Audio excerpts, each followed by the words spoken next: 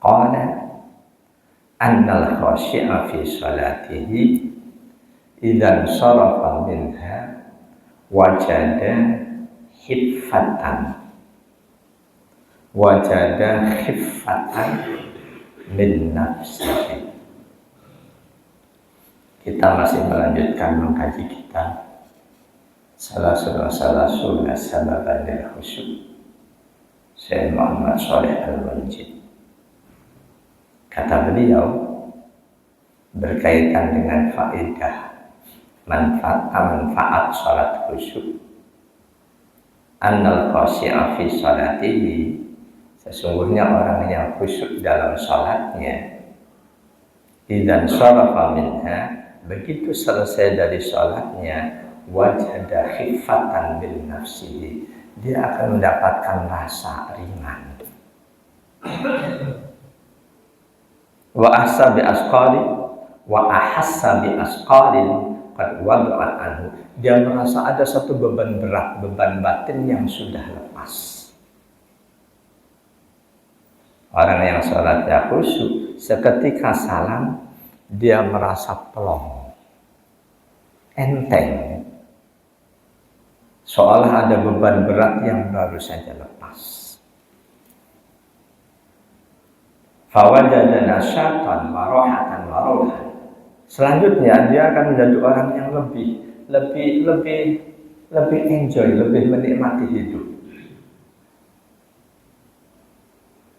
Hatta yatamanna annahu lam yakun kharaja minha. Sehingga orang yang seperti itu dia akan merasa, kalau tahu seperti ini aku pengen dalam sholat terus, nggak keluar dari sholat. Li'annaha qurratu 'ainihi wa na'imu ruhihi, karena sholat itu menjadi kebahagiaannya, menjadi istirahat untuk rohaninya, wa jannatu qalbihi, sebagai taman yang indah untuk hatinya, wa mustarahihi fid dunya, sebagai momen untuk dia istirahat dari berbagai macam kehidupan, kesibukan kehidupan duniawi. Fala yazalu ka'annahu fi sijnin wa dhikin hatta yadkhula fiha, sehingga seolah-olah seorang mukmin di luar sholat dia merasa selalu berada dalam penjara dunia, kesibukan ini. Begitu dia sholat seolah lepas dari penjara itu. Siapapun orang pasti lebih memilih hidup di luar penjara daripada di penjara. Orang yang sholatnya khusyuk akan merasa momen ketika mengerjakan sholat itulah momen dia keluar dari penjara duniawi.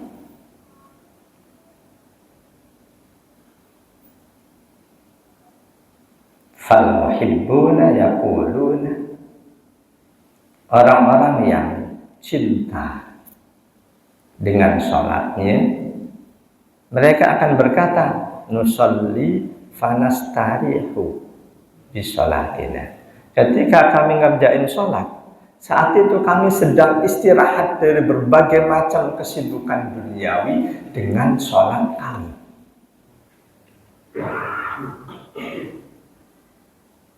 Ini statement dari penulis Syekh Muhammad Shalih Al-Munjid.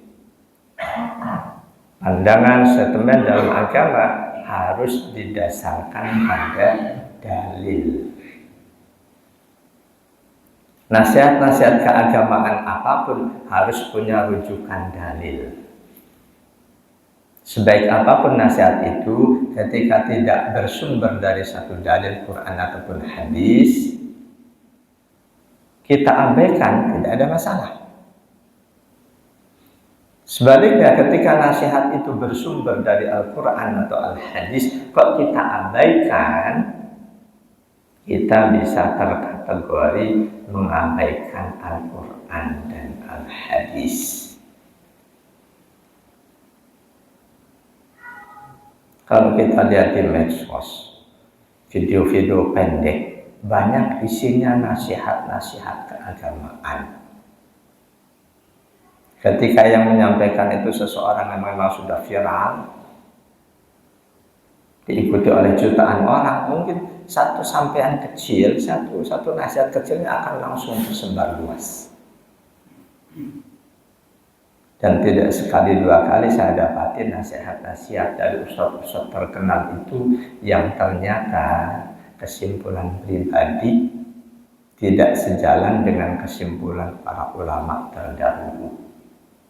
Bahkan terlalu tergesa-gesa menyimpulkan sehingga bertabrakan dengan hadis sahih, dengan dalil yang ada. Karena itu ketika mendapati satu nasihat yang baik dari media sosial harus dicerna, jangan langsung diyakini sebagai satu kebenaran.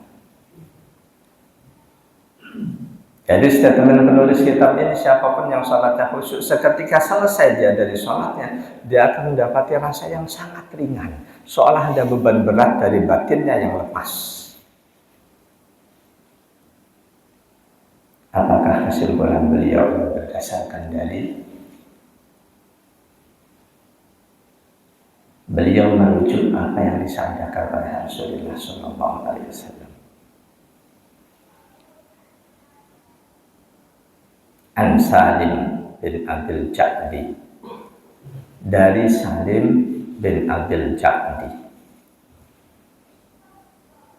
An Rasulin bin Aslama, dari seorang sahabat dari kabilah Aslam. Anna Nabi sallallahu alaihi wasallam qala, bahwa Nabi sallallahu alaihi wasallam bersabda, ya Bilal, arihna bis sholati. Riwayat Imam Ahmad, perawi hadis ini statusnya siqah. Semua perawinya bisa dipercaya kecuali Salim bin Abil Ja'di. Beliau diperselisihkan. Suatu hari ketika waktu subuh masih agak jauh, Rasul di rumah sedang mengerjakan sholat. Sahabat Bilal datang untuk ngasih tahu bahwa tidak lama lagi waktu subuh tiba. Saat itu Rasul langsung berkata, ya Bilal, wahai Bilal, arihna bis sholat. Biarkan aku tak istirahat dulu dengan mengerjakan sholat. Ini seorang panutan kita. Istirahat beliau yang paling utama bukan dengan wisata kemana-kemana, bukan dengan mancing atau apa, tapi dengan mengerjakan sholat. Kita harus bisa mengarahkan diri kita bahwa dalam kehidupan ini, sholat merupakan momen yang paling kita tunggu-tunggu. Harus berusaha ke situ, mencontoh pemimpin kita. Pemimpin utama kita Rasulullah Muhammad SAW. Dengan kalimat beliau ini bisa dipastikan, dari semua urusan duniawi, ketika beliau sholat, itulah momen yang paling beliau tunggu. Ya Bilal, arihna bis sholat.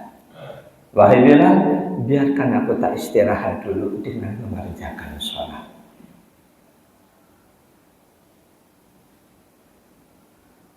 Di hadis yang lain,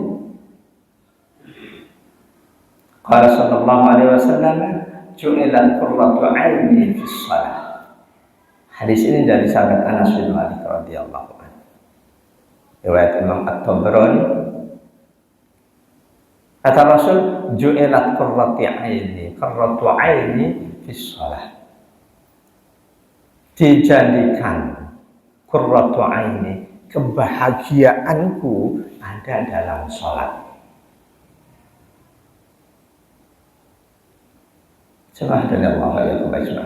Yakin ketika Rasulullah mengerjakan sholat, saat itulah beliau sangat menikmati sumber kebahagiaan beliau, momen kebahagiaan beliau ketika beliau mengerjakan sholat.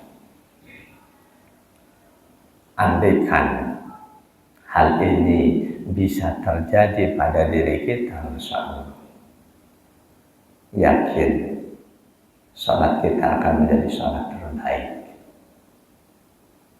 Sebaliknya harus diakui masih banyak muslim yang merasa sholat itu sebagai beban, bukan pelepas beban. Masih banyak saudara kita yang menyikapi sholat itu seolah sebagai beban. Harusnya sholat menjadi pelepas beban, bukan sebagai beban. Ketika kita sholat, kita terburu-buru, berarti ada hal lain yang lebih penting kita rasakan dibanding sholat itu. Hal apa yang paling penting? Itu yang paling kita dahulukan.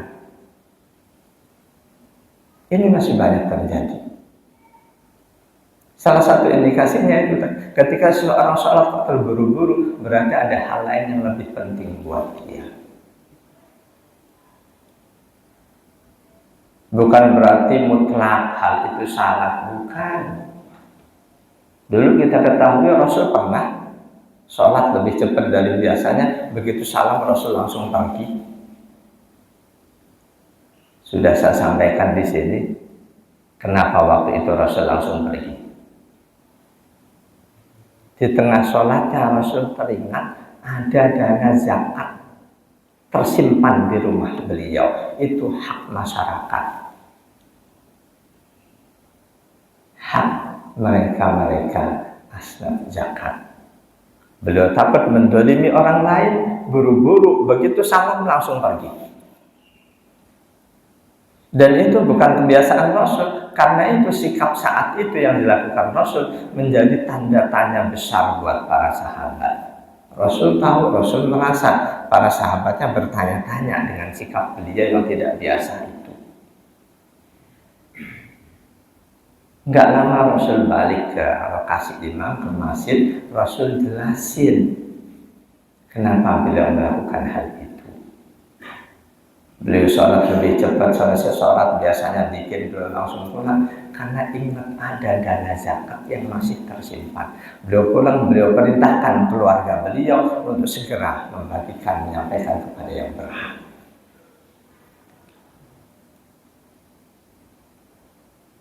Itu terburu-buru karena kewajiban lain yang berkaitan dengan hak orang lain. Sedangkan sholat nggak berkaitan dengan hak orang lain. Hubungan pribadi kita dengan Allah sama-sama wajib. Satu wajib personal, satu wajib berkaitan dengan hak orang lain. Hak yang kewajiban yang berkaitan dengan hak orang lain harus lebih kita dahulukan. Yakin setelah itu Rasul akan selalu ingat-ingat. Jangan sampai terjadi hal yang sama. Nah, itu nasihat-nasihat berkaitan dengan sholat khusyuk sebelumnya, diantaranya hal apapun yang akan bisa mengganggu kita, lepaskan, selesaikan. Jemaah dengan Allah ya ajmain. Dua hadis ini menjadi rujukan dari statement penulis bahwa ketika seseorang sholat khusyuk, begitu selesai sholat dia akan merasa plong, enteng, seolah ada beban berat yang terlepas. Ketika dia menyadari itu, boleh jadi jiwanya akan berkata, kalau ternyata sholat seperti ini manfaatnya, selesai sholat jadi enteng, aku pengen terus sholat.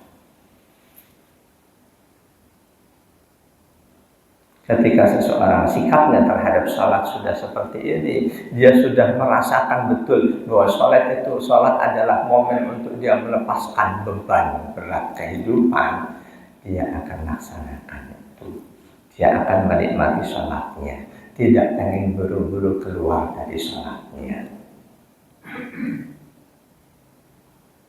Walaupun sudah tentu merupakan satu kesalahan ketika dengan alasan menikmati sholat, dia nggak peduli dengan kewajiban menafkahi keluarga. Sholat, terus dia nggak mau lagi kerja. Itu salah. Karena menafkahi keluarga kewajiban yang Allah tetapkan. Secara umum, siapapun orang yang mantap iman Islamnya, dia akan selalu menikmati momen-momen melaksanakan perintah Allah.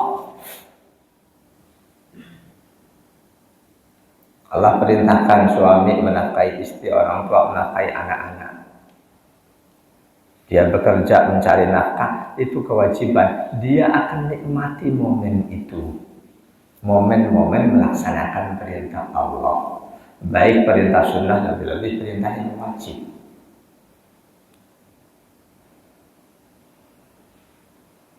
Jemaah dari Allah yang ajma'in.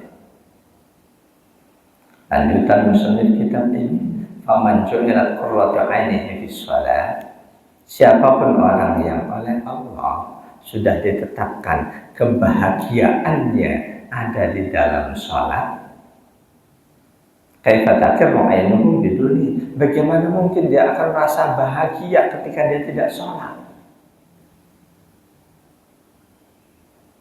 Orang yang sudah merasakan betul kebahagiaannya ada pada sholat, bagaimana mungkin dia merasa bahagia ketika dia tidak sholat?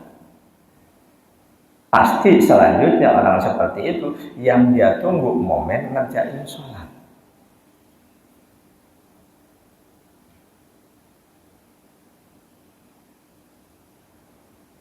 Wa kaifa yatiqu sabru anha. Nggak mungkin dia sabar di luar sholat. Pasti begitu dalam sholat baru dia nikmati, dia sabar betul. Ketika harus mengerjakan yang lain, dia teringat dengan sholat, nunggu. Begitu waktu sholat, buru-buru yang lain dia tinggalkan. Karena sholat sudah menjadi fokus utamanya.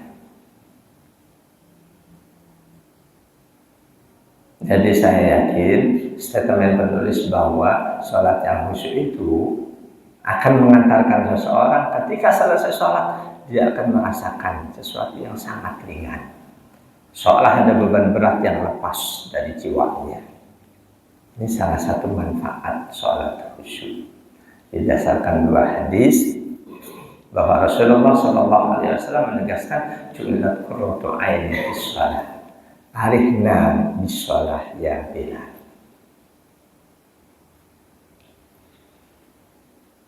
Semoga taufik hidayah dan maunah dari Allah mengantarkan kita sampai bisa menyikapi sholat seperti itu sebagai satu kenikmatan hidup, kenikmatan utama sepanjang hayat kita.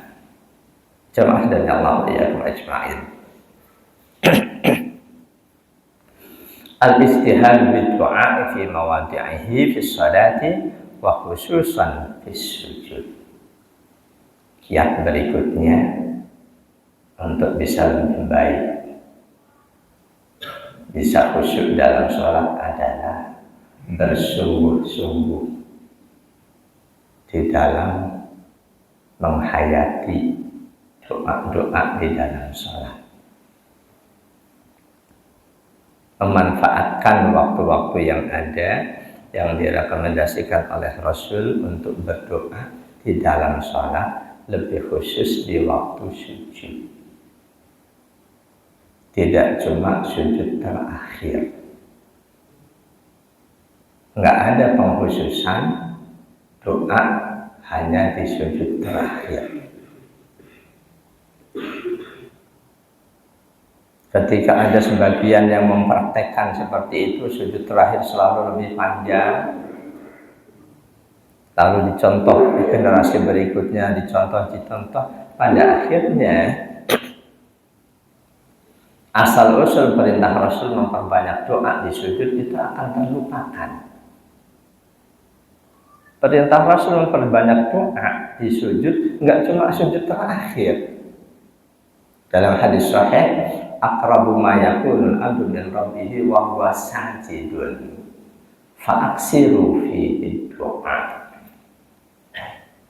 Momen terdekat antara seorang hamba dengan Allah, Rabb-nya, adalah ketika dia sujud. Jangan simpulkan momen terdekat ketika kita sujud terakhir. Enggak, semua sujud. Enggak cuma sujud terakhir. Fa'aksiru, kalian semua perbanyaklah fihi, di dalam sujud itu doa.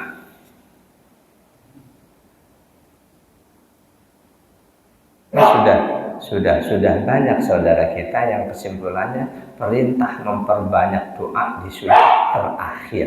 Kalimat terakhir ini nggak ada dari Rasul. Semua sujud. Tapi jangan lantas sujud kita selalu lebih panjang dibanding ruku. Harus ingat hadis yang lain, Bukhari Muslim. Sahabat Anas bin Malik menginformasikan pada kita bahwa sholat Rasul itu seimbang. Berdirinya selalu lebih panjang dibanding ruku, rukuknya selalu lebih panjang dibanding sujud. Ketika sujud kita mau kita perpanjang karena kita mau doa, maka rukuknya harus ditambah durasinya. Ketika rukuk ditambah durasinya, berdirinya pun harus ditambah. Dengan demikian, perbandingan berdiri rukuk sujud tetap sesuai sunnah Rasul.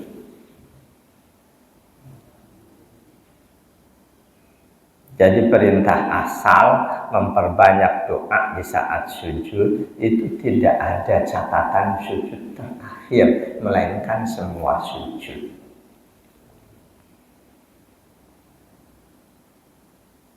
Salah satu kiat untuk khusyuk ketika kita baca doa, bersungguh-sungguhlah dalam menghayati doa yang kita ucapkan. Misal doa iftitah, wajjahtu wajhiya lilladzi fataras samawati wal arda hanifan wa ma ana minal musyrikin. Inna sholati sampai wa ma ana minal musyrikin itu satu riwayat bacaan doa tersendiri. Seringkali sebelumnya kita tambahi kabira walhamdulillahi katsira wa subhanallahi bukratan wa asila inni wajjahtu sampai wa ma ana minal musyrikin ditambahi inna sholati. Itu paket yang lain, 3 paket dibaca sekaligus, gak masalah. Ketika ini wajjahtu wajhiya lilladzi fataras samawati wal arda hanifan. Ini di awal sholat, baru selesai Allahu Akbar, wajjahtu wajhiya. Kita hayati, insya Allah sejak awal kita sudah ikhlas. Aku hadapkan seluruh ibadahku. Makna wajjahtu wajhiya, aku hadapkan seluruh ibadahku kepada Allah yang telah menciptakan langit dan bumi. Kalimat ini mengajak kita di awal sholat kita untuk selalu sadar bahwa kita melakukan ini karena Allah, bukan karena yang lain. Fa'innahu sayakunu aksya'a fi sholati. Siapapun yang menghayati doa iftitahnya ini, dia akan lebih khusyuk dalam sholatnya. Min awali sholati, bahkan dari awal sholatnya dia sudah lebih khusyuk.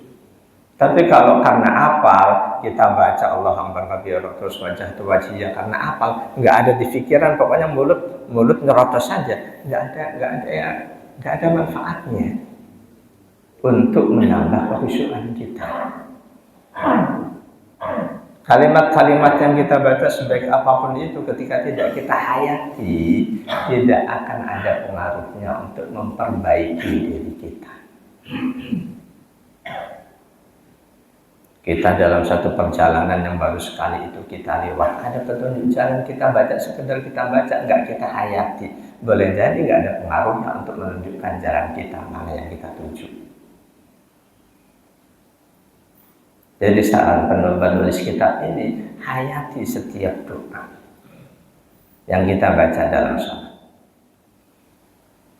La syakka anna munajatillahi ta'ala wa tadallulu ilaihi wa talabu minhu wal ilhahu alaihi mimma yazidul abda sillatan bi rabbih fa ya'addamu khusyu'uhu. Tidak diragukan lagi bahwa sikap munajat kita kepada Allah, sikap rendah diri kita di hadapan Allah, sikap kita selalu terikat dengan Allah, kita minta kepada Allah. permintaan yang tegas itu dapat menambahkan hubungan batin antara seorang hamba dengan Allah Rabb-nya. Allahu Akbar. Wajhatu wajhiyah dapat menambah kuatnya hubungan batin antara seorang hamba dengan Allah Rabb-nya. Dari situ fayaqdimu fayu'adzamu khusyu'uhu, kekhusyuannya pun akan lebih terasa. Wa du'a'u wal ibadah, apalagi doa. Kapanpun kita berdoa itu ibadah, harus kita sadari. Melaksanakan ibadah apapun harus penuh kesungguhan. Berdoa itu ibadah. Di luar sholat, apalagi di dalam sholat. Wal abdu ma'murun bih. Kita sebagai hamba Allah disuruh, diperintahkan oleh Allah untuk beribadah. Doa adalah sebagian dari ibadah. Bahwa doa ibadah karena itu perintah Allah. Al-A'raf ayat 55. A'udzu billahi minasyaitonir rajim. Ud'u rabbakum tadarruan wa khufyah. Innahu la yuhibbul mu'tadin. Fi'il amr nih. Ud'u, kalian semua berdoalah rabbakum, kepada Rabb kalian. Jadi berdoa itu perintah Allah, jangan sepelekan doa, jangan asal-asalan. Nah itu kalau kita acara keluarga, ada laki perempuan, meskipun nggak ada ketentuan tertulis, ketika mau berdoa, sebaiknya yang laki-laki yang berdoa. Kita tahu laki perempuan diperintahkan sholat oleh Allah. Ketika sholat berjamaah, yang sudah jadi imam laki-laki, nggak boleh perempuan mengimami laki-laki. Doa itu ibadah, perintah Allah. Ketika satu keluarga laki perempuan ada berdoa, sebaiknya laki-laki. Memang urusan itu nggak ada larangan wanita yang berdoa kita mengaminkan. Nggak ada larangan. Tapi dengan dianalogikan pada sholat, sholat juga ibadah. Dalam sholat laki perempuan nggak boleh perempuan yang mimpin. Doa ibadah. Ketika doa bersama yang lain mengaminkan, insya Allah itu lebih baik, akan lebih dijabah oleh Allah. Sudah tentu sebaiknya yang berdoa laki-laki, yang lain semua mengaminkan. Doa adalah ibadah, perintah Allah. Karena itu apapun yang Allah perintahkan, laksanakan dengan penuh kesungguhan. Di Al-A'raf 55 ini Allah sudah kasih tahu kita dalam berdoa itu pertama tadarruan. Tadarru, rendah hati, rendah diri ketika kita berdoa. Dengan kesadaran bahwa kita ini bukan siapa-siapa, tidak punya apa-apa tanpa Allah. Ketika kita baca wajhatu wajhiyah lilladzi, kita sadar kita bukan siapa-siapa. Kita tidak punya apa-apa tanpa Allah. Kekuatan kita dari Allah, ilmu kita dari Allah, harta kita dari Allah, keluarga kita dari Allah, semuanya Allah. Kita punya tenaga berangkat ke masjid itu dari Allah. Wajhatu wajhiyah lilladzi fataras samawati. Ketika ada orang sholat kok ngebut banget, nerocos, yakin itu nggak dihayati. Walaupun katakanlah buat dia bahasa Arab seperti bahasa Indonesia. Bahasa Indonesia aja, ketika kita hayati kita nggak akan nerocos ngucapinnya. Ya Allah, kami mohon padamu. Ketika ya Allah kemana dan itu nggak terlalu baik, nggak terlalu manfaat buat jiwa kita. Tentu kita ketika mendapati ada saudara kita kok sholatnya masih demen ngebut, nggak salah kita ngobrol, kita tanya bacaanmu tuh gimana sih kok bisa ngebut banget. pelan-pelan dinasihati. Banyak masjid-masjid yang imam rawatibnya masih ngebut, dan itu ditandai dengan banyaknya jamaah yang baru iktidal si imam sudah berangkat sujud. Walaupun memang dalam kondisi jamaah kita tinggalkan bacaan-bacaan sunnah, itu enggak membatalkan sholat, tapi mengurangi nilai keafdolan sholat.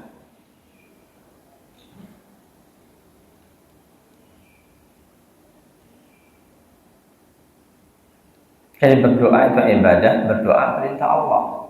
Enggak cuma di Al-A'raf 55. Di surat yang lain Ghafir ayat 60. Wa qala rabbukum ud'uni astajib lakum. Di Al-A'raf 55 Allah sertakan di situ adab berdoa tadarruan wa khufyah. Dengan sikap batin kita merasa bukan siapa-siapa, kita sangat takut kalau doa kita tidak dikabulkan oleh Allah. Kita sangat mendambakan doa kita dikabulkan oleh Allah.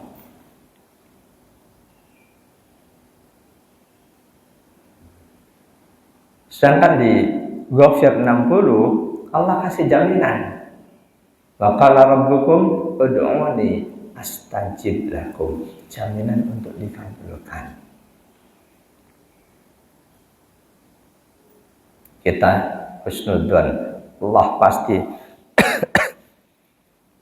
akan memenuhi apa yang sudah Dia jaminkan. Allah menjamin kalian semua berdoalah kepada Rabb kalian. Berdoalah kepadaku, pasti aku akan kabulkan. Yakin Allah nggak akan menyalahi janjinya. Sekaligus di ayat ini Allah akan kasih ancaman buat siapapun yang nggak mau berdoa, nggak mau berdoanya karena sombong. Bedakan dengan mereka yang tidak berdoa bukan karena sombong. Ini salah satu yang dikaitkan dengan kesombongan. Nggak mau berdoa karena sombong. Ada hal lain di masa Rasul dulu ketika kehidupan sulit, para sahabat Nabi pakaiannya pendek-pendek. Ada orang yang kaya sengaja sarungnya dipanjangin karena sombong. Oleh Rasul diancam. Siapa yang memanjangkan kain sarungnya karena sombong, dia tidak akan masuk surga. Tidak mau berdoa karena sombong, innalladzina yastakbiruna an ibadati sayadkhuluna jahannama dakhirin. Innalladzina, sesungguhnya orang-orang yastakbiruna yang sombong an ibadati, enggak mau berdoa kepadaku. Secara umum enggak mau melaksanakan ibadah kepadaku, sayadkhuluna jahannama, akan masuk jahannam dakhirin, dalam kondisi hina.